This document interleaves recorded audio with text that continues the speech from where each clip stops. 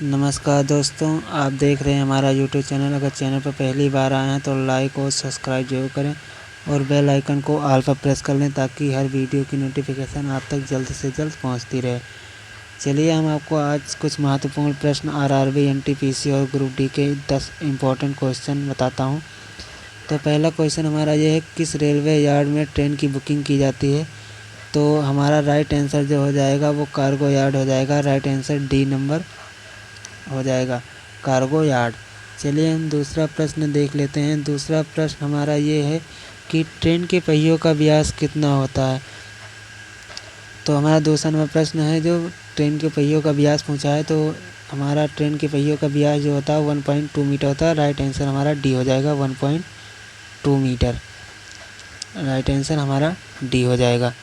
चलिए हम तीसरे नंबर प्रश्न की ओर चलते हैं।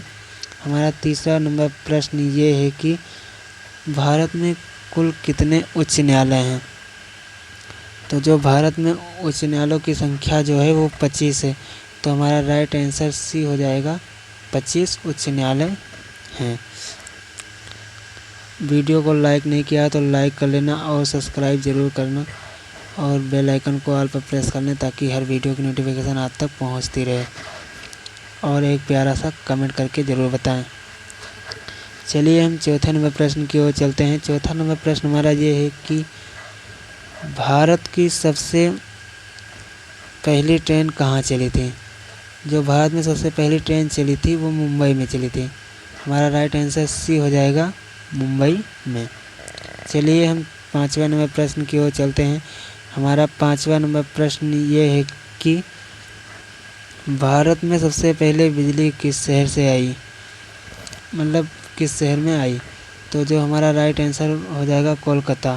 सबसे पहले कोलकाता में आई थी। तो राइट आंसर सी हो जाएगा, कोलकाता। हमारा राइट आंसर सी हो जाएगा। चलिए हम छठवें नंबर प्रश्न की ओर चलते हैं। हमारा छठवां नंबर प्रश्न जो है वो निम्न में से किसका निर्माण हमारे शरीर में नहीं होता है? तो निम्न में से हमारे जो है वो विटामिन ए का निर्माण नहीं होता है। तो इसमें राइट आंसर हमारा ए हो जाएगा, विटामिन ए। विटामिन ए हमारा राइट आंसर हो जाएगा। चलिए हम सातवें नंबर प्रश्न की ओर चलते हैं। हमारा सातवां नंबर प्रश्न जो है वो जो है सूर्य में कौन सा तत्व सर्वाधिक होता है?